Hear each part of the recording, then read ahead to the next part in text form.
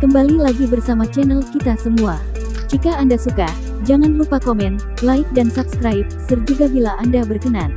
Selamat membaca dan mendengarkan. Perintah Kaisar Naga, Bab 4475-4477. Tuan Zhou, Penatua Chu akan pergi ke kota Changlang secara langsung, dan Anda akan membawa beberapa orang ke dinasti Xiao secara langsung. Jika McKinley Xiao mengetahui urusan saat ini dan menyerah, kami akan membiarkannya pergi. Jika Anda tidak mengetahui urusan saat ini, maka nyatakan perang secara langsung dan biarkan dia mundur dari posisi Kaisar Xiao. Thomas berkata langsung kepada Tuan Zhou. Tuan Zhou tercengang sejenak, ekspresinya agak jelek, dan ekspresinya sangat enggan. Tetapi pemimpin aliansi telah memberikan perintah, dan dia tidak bisa menolak, jadi dia hanya bisa menggigit jari dan melakukannya. Thomas melambaikan tangannya dan meminta semua orang untuk mundur, sementara Penatua Chu berkata kepada Thomas, Tuan aliansi, Tuan Zhou ini tidak benar-benar bekerja keras untuk aliansi penyegelan iblis kita. Anda memerintahkan dia pergi ke dinasti Xiao. Bisakah ini dilakukan? Thomas tersenyum tipis dan berkata, kali ini, tidak peduli apakah McKinley Xiao mengetahui urusan saat ini atau tidak, saya akan membiarkannya mundur.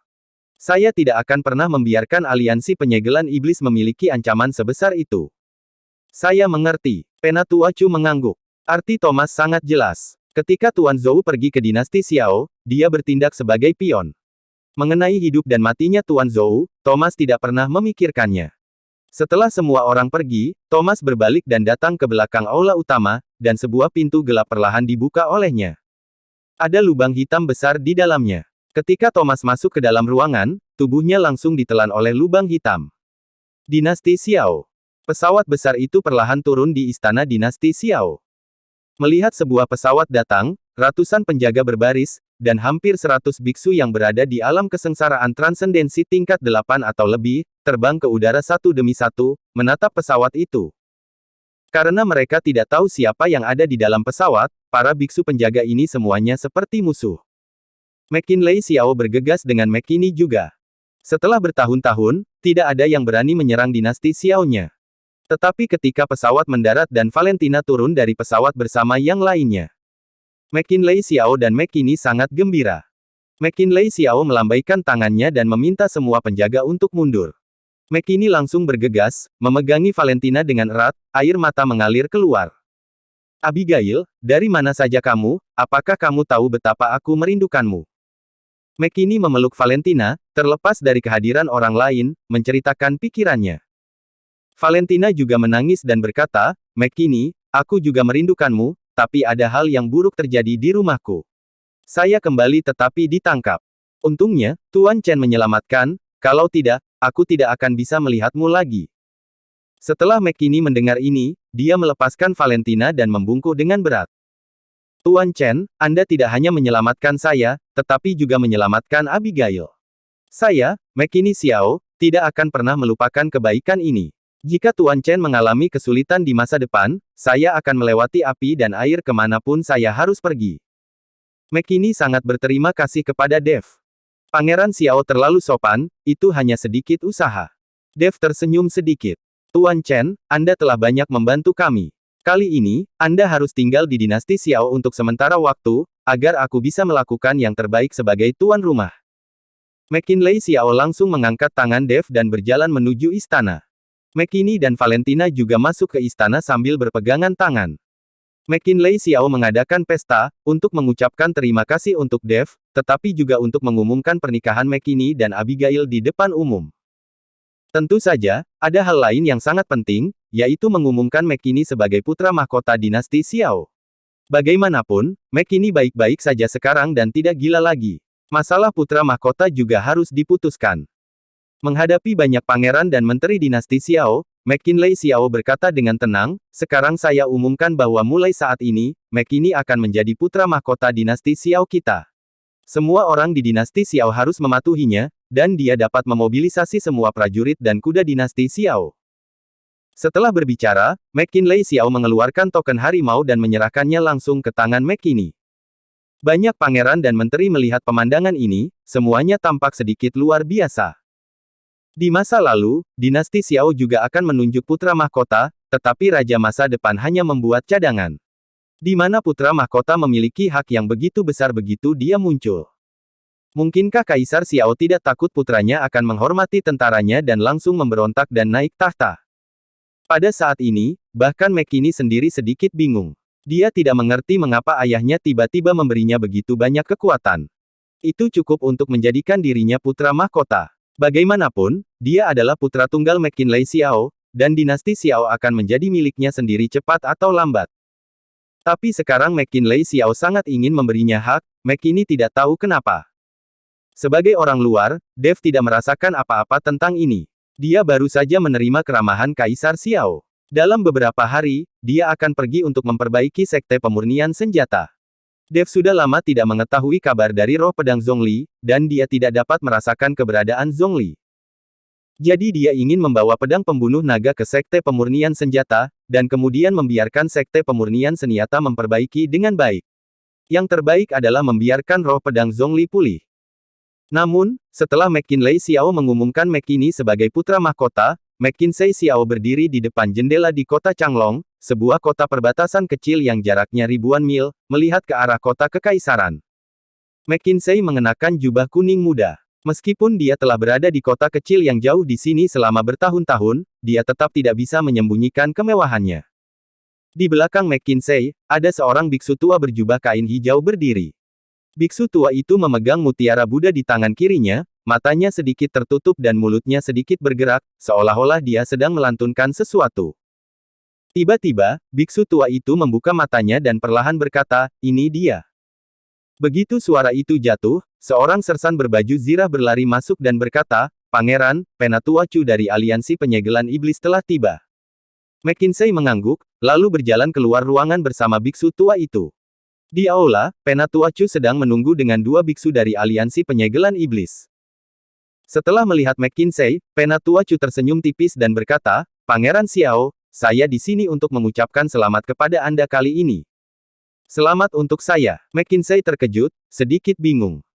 Kaisar Xiao telah menunjuk kakak tertuamu McKinney Xiao untuk mengambil alih sebagai putra mahkota, dan dia juga telah menerima token harimau. Kakak laki-laki tertua Anda dapat memimpin seluruh pasukan dinasti Xiao, termasuk kota Changlang, tempat Anda berada sekarang. Ayahmu jelas melindungi kakakmu dengan melakukan ini. Kalau begitu, Pangeran Xiao, kamu tidak perlu menanggungnya lagi. Anda bisa bekerja sama dengan Aliansi Penyegelan Iblis kami untuk menggulingkan ayah Anda dalam satu gerakan. Anda bisa duduk di singgasana dinasti Xiao sebagai kaisar. Penatua Chu berkata terus terang. "Jika kamu datang untuk memprovokasi hubungan ayah anak kami, apakah kamu tidak takut aku akan menangkapmu dan menyerahkan kamu kepada ayahku untuk dihukum?" McKinsey menatap Penatua Chu dan bertanya. "Hahaha, tentu saja aku tidak takut, karena aku tahu kamu tidak akan melakukan itu. Jika kamu adalah ayahmu, lalu mengapa kamu diam-diam melatih Deadpool? Jika tebakanku benar, Pangeran Xiao takut ada ratusan Deadpool di bawahnya, kan? Di antara mereka, ada banyak master alam Mahayana hebat." Penatua Chu berkata sambil tersenyum lebar. McKinsey mengerutkan kening, wajahnya agak jelek, dan bertanya, "Bagaimana kamu tahu ini?" Pangeran Xiao tidak perlu bertanya lagi, tentu saja saya memiliki saluran untuk mendapatkan informasi. Kamu hanya perlu mempertimbangkan apakah kamu ingin bekerja sama dengan Aliansi Penyegelan Iblis kami. Penatua Chu berkata dengan enteng. "Biarkan aku memikirkannya." McKinsey mengerutkan kening, dan dia tidak bisa mengambil keputusan untuk sementara waktu. "Yah, aku akan memberi Pangeran Xiao 1 hari untuk memikirkannya. Ini adalah kesempatan terakhirmu. Saya harap Anda mengetahuinya." Setelah Penatua Chu selesai berbicara, dia membawa orang-orang itu dan pergi. McKinsey menoleh untuk melihat biksu tua di sampingnya dan berkata, "Guru, menurut Anda, apa yang harus saya lakukan?" Biksu tua itu tersenyum kecil, "Pangeran, bukankah kamu sudah memiliki jawaban di hatimu, mengapa repot-repot bertanya pada orang tua ini lagi?" Setelah McKinsey mendengar ini, dia tersenyum kecil, berbalik dan berjalan keluar dari aula. Dinasti Xiao.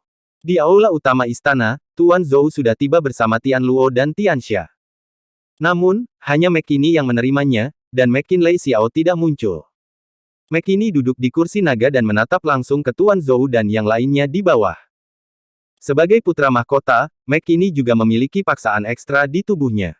Meskipun McKinney sudah mengetahui identitas Tuan Zhou dan lainnya dari aliansi penyegelan iblis, dia masih bertanya dengan dingin, siapa kamu? Mengapa kamu datang ke dinasti Xiaoku? Tuan Zhou terkejut, tetapi dia dengan patuh menjawab, Pangeran Xiao, kami dari aliansi penyegelan iblis.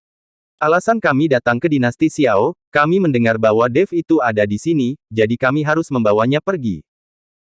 Sepertinya Pangeran Xiao juga tahu bahwa aliansi penyegelan iblis kami menggunakan upeti selama 100 tahun untuk memburu Dev itu, kuharap Pangeran Xiao bisa menyerahkan Dev. Oke, McKinney mengangguk, lalu mengedipkan mata kepada orang-orang di sekitarnya.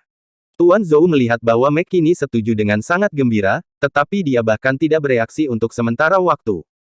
Setelah beberapa saat, Dev dipanggil.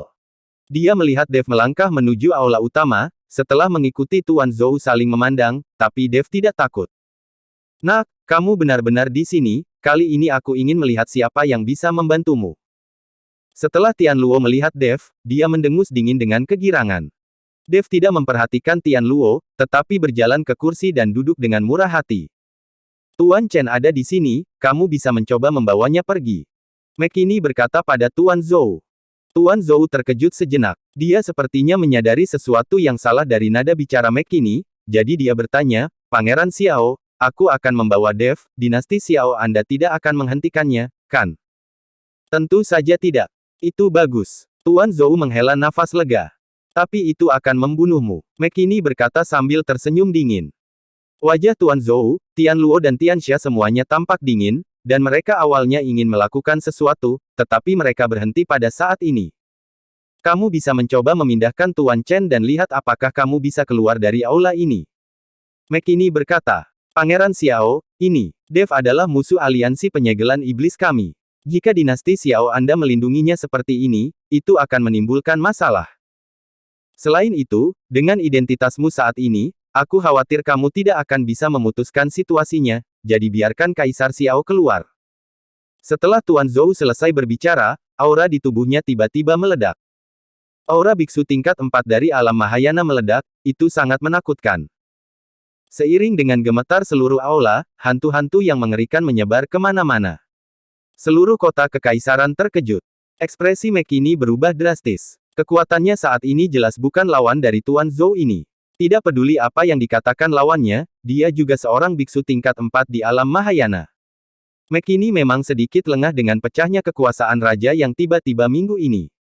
Dia tidak menyangka Tuan Zhou ini begitu kuat. Tapi tepat ketika aura iblis hendak menyelimuti seluruh kota kekaisaran, cahaya putih tiba-tiba meledak dari tengah, langsung menghilangkan semua aura iblis. Tuan Zhou, Tian Luo dan Tian Xia semua mengerutkan kening, terutama wajah Tuan Zhou menjadi sangat serius. Karena dia tahu bahwa orang yang baru saja meledak itu sangat kuat. Kamu hanyalah pion dari aliansi penyegelan iblis, dan kamu berani menjadi liar di dinasti Xiaoku. Kamu benar-benar tidak mengukur dirimu dengan baik. Ditemani oleh suaranya, McKinley Xiao masuk perlahan.